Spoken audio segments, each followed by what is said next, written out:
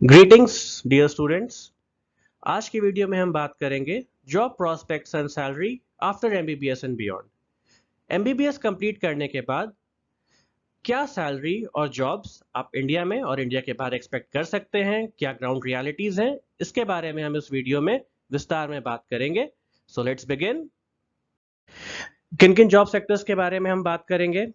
Junior residency, medical officer in private hospitals, permanent medical officer in any state government, contractual government job, armed forces medical services, UPSC medical officer, post graduation और private practice. अब हम इसके बारे में एक एक करके बात करते हैं। सबसे पहले जूनियर रेसिडेंसी। जूनियर रेसिडेंसी क्या होती है? किसी भी केंद्रीय या स्टेट मेडिकल कॉलेज में हर साल जूनियर रेसिडेंट्स के पोस्ट निकलते हैं। जिसने भी एमबीबीएस पास किया है, जिसके पास भी एमबीबीएस की डिग्री हो, वो उसके लिए अप्लाई कर सकते हैं और इसमें काम कर सकते हैं। सेंट्रल इंस्टीट्यूट जैसे कि आपका एम्स हुआ, वहाँ पे आपकी सैलरी तकरीबन 1 लाख रुपए पर मंथ रहती है, अगर आप हाउस रेंट अलाउंस नहीं ले रहे हैं तो। नहीं तो उसमें से लगभग 10-11 हज़ार रुपए कट जाते हैं। दिल्ली के जो कॉलेजेस हैं वो सेंट्रल गवर्नमेंट जितनी ही पे देते हैं, यानी वहाँ भी जो पे होती है वो 1 लाख रुपए पर मंथ होती है।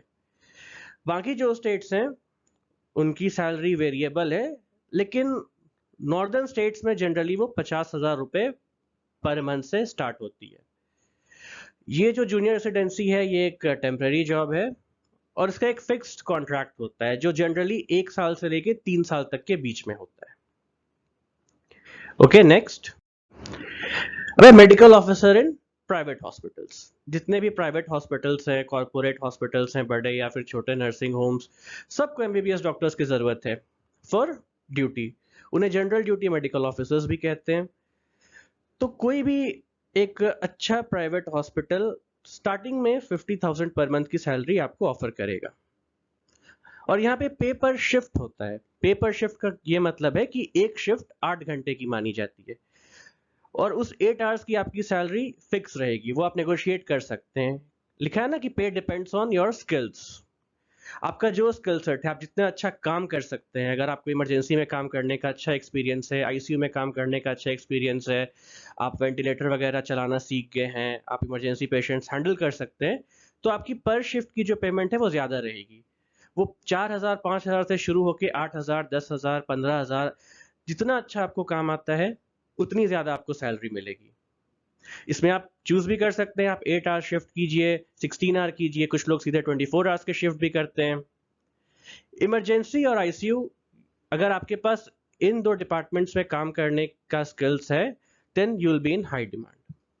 जो बड़े कॉर्पोरेट हॉस्पिटल्स होते हैं उसमें आपको बहुत अच्छा एक्सपोजर मिलता है।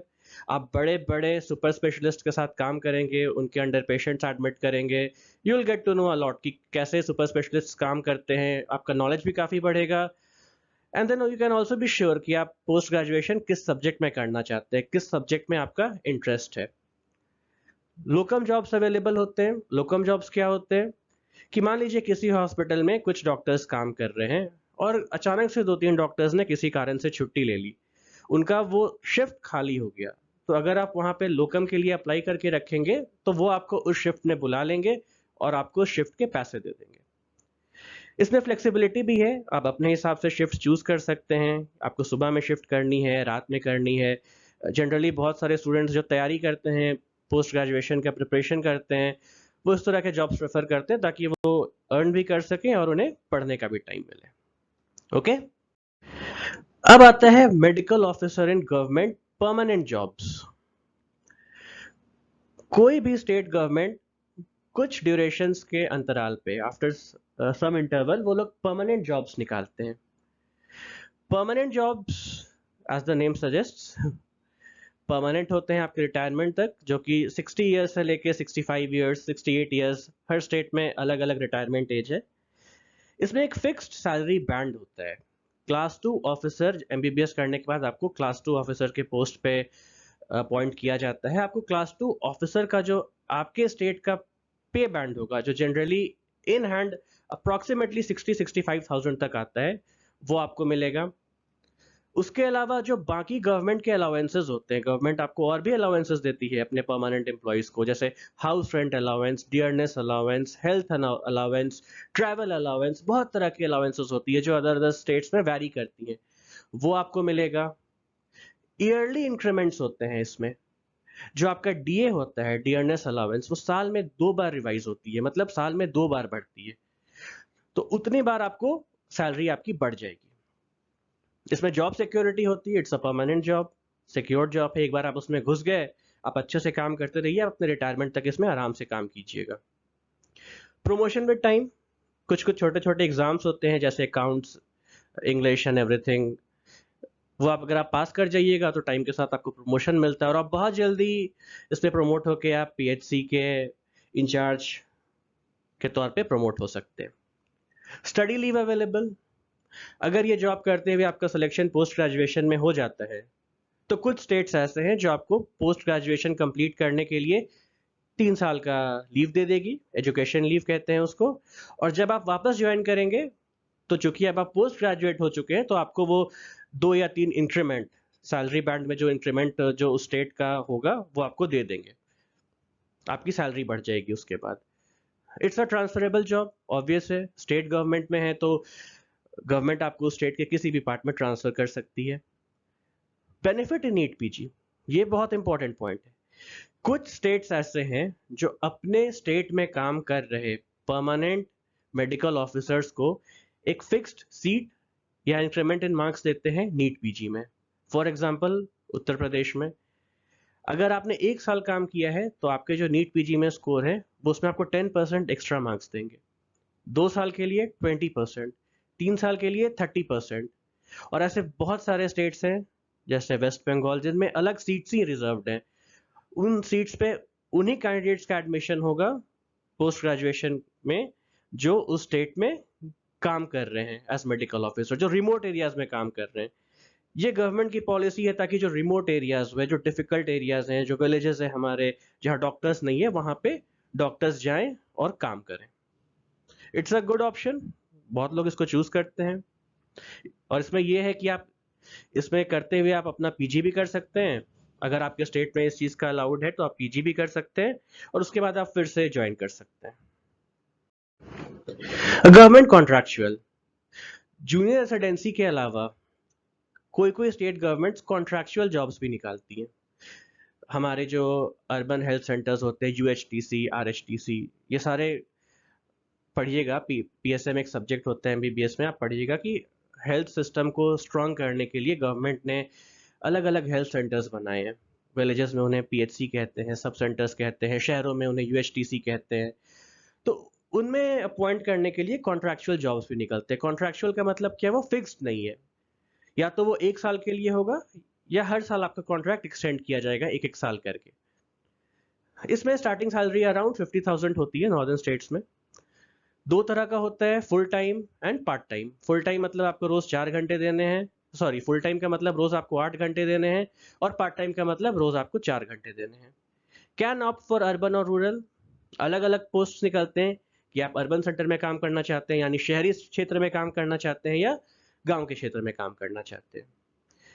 इसमें आपको टाइम भी मिलता है, आप अपने नीट पीजी के लिए प्रिपेयर कर सकते हैं, it's a good option. Salary इसमें फिक्स्ड है, यूजुअली 1 साल का टेन्योर होता है जो मैक्सिमम जगह पे एक्सटेंड भी होता है, ईयर बाय ईयर इसको एक्सटेंड किया जाता है। लेकिन इसे पॉइंट्स मिलते हैं फॉर परमानेंट जॉब के लिए, पॉइंट्स फॉर परमानेंट जॉब। अगर आप 1 साल काम कर रहे हैं किसी भी गवर्नमेंट सेटअप में उस स्टेट में, तो कुछ स्टेट्स ऐसे हैं जो जब परमानेंट वैकेंसीज निकलेंगी ना, इसके पहले जो मैंने बताया परमानेंट मेडिकल ऑफिसर, तो एक्स्ट्रा पॉइंट्स मिलते हैं उसमें, मतलब प्रेफरेंस दिया जाता है कि जो लोग पहले से सरकार में कॉन्ट्रैक्चुअल काम कर रहे हैं उन्हें सेलेक्ट किया जाए। अब अगर आप किसी विलेज एरिया में या फिर दूर दराज इलाके में प्रैक्टिस कर रहे हैं तो वहां पे आप अपना प्राइवेट प्रैक्टिस भी बिल्डअप कर सकते हैं, या आप कॉन्ट्रैक्चुअल और परमानेंट दोनों में कर सकते हैं। अगर जिस राज्य में, जिस स्टेट में आप काम कर रहे हैं, अगर आपके सैलरी में आपको NPA, non private practice allowance, नहीं मिल रहा है तो ही आप प्राइवेट प्रैक्टिस कर सकते हैं। एनपीए एक एक्स्ट्रा अमाउंट है जो कुछ स्टेट की गवर्नमेंट्स और सेंट्रल गवर्नमेंट आपको पे करती है ताकि आप प्राइवेट प्रैक्टिस ना करें। लेकिन कुछ स्टेट्स में जैसे बिहार, एनपीए आपको नहीं मिलता है सैलरी में, तो आप वहां पे प्राइवेट प्रैक्टिस कर सकते हैं अपने गवर्नमेंट आवर्स के बाहर। अब आता है आर्म फोर्सेस मेडिकल सर्विसेज। ये एक बहुत अच्छा ऑप्शन है। हमारी जो आर्मी है उसके तीनों विंग्स, आर्मी, एयरफोर्स और नेवी, कुछ कुछ ड्यूरेशन पे आर्मी मेडिकल कॉर्प्स, आर्मी के जो डॉक्टर्स होते हैं उनके लिए वैकेंसीज निकालती हैं। अगर आप उसमें सेलेक्ट होते हैं तो आपको एज अ कैप्टन आपकी पोस्टिंग होती है। आर्मी के आपको सारे बेनिफिट्स मिलते हैं। टाइम के साथ आप प्रमोट होते जाएंगे, कैप्टन के बाद major and so all promotion जाता रहेगा। और आर्मी का भी अपना एक नीट पीजी में कोटा होता है, डीएनबी में, आर्म फोर्स का जो कॉलेज है एफएमसी, उसमें कि जो आर्मी के स्टूडेंट्स होते हैं, आर्मी के डॉक्टर्स होते हैं, उनको उसमें एडमिशन मिलता है। और डेपुटेशन सारे 3 विंग्स में होते हैं, जैसे मैंने बताया, आर्मी में, एयरफोर्स में, नेवी में। It's a very good job, it's a royal job. आप देश की सेवा कर रहे हैं तो आप इसे कंसिडर कर सकते हैं। इसमें इंटरव्यू के साथ साथ आपको फिजिकल फिटनेस भी पास करना होता है, क्योंकि it's you are going to the army, right? Okay. अब आता है UPSC MO, Union Public Service Commission. UPSC आप लोग जानते हैं सिविल सर्विसेज का एग्जाम कंडक्ट करता है। आईएएस, आईपीएस, आईआरएस इससे सेलेक्ट होते हैं। वैसे ही यूपीएससी एक अलग से एग्जाम सेलेक्ट करता है, कंडक्ट करता है, जिसमें वो मेडिकल ऑफिसर्स को सेलेक्ट करता है। इसमें सेंट्रल पे स्केल मिलता है, मतलब जो किसी भी सेंट्रल एम्प्लॉय का जो सैलरी होगा उस ग्रेड के लिए वो आपको मिलेगा। इसकी पोस्टिंग डिफरेंट ब्रांचेस में होती है। डिफरेंट ब्रांचेस होते हैं, जैसे रेलवे हो गया, ऑर्डिनेंस फैक्ट्रीज हो गए, वहां पे आपको पोस्टिंग मिलती है। अब ये सेंट्रल गवर्नमेंट की है तो उसकी पोस्टिंग पूरे इंडिया में कहीं भी हो सकती है, लेकिन आपको सैलरी बहुत अच्छी मिलती है, गवर्नमेंट के बेनिफिट्स बहुत अच्छे मिलते हैं, कहीं कहीं पे आपको रहने के लिए क्वार्टर भी मिलता है और बहुत सारे अलाउंसेस भी मिलते हैं। तो आप ये भी कंसिडर कर सकते हैं। Then one of the best step, post graduation. आज के टाइम में एमबीबीएस के बाद हायर डिग्री लेना मेरे हिसाब से इट्स अ मस्ट। अगर आप पोस्ट ग्रेजुएशन का एग्जाम क्रैक करते हैं, पोस्ट ग्रेजुएशन में अगर आप एडमिशन लेते हैं, तो जिस स्टेट में अगर आप एडमिशन ले रहे हैं उस स्टेट का जो कॉलेज है वो आपको एक स्टाइपेंड पे करेगा।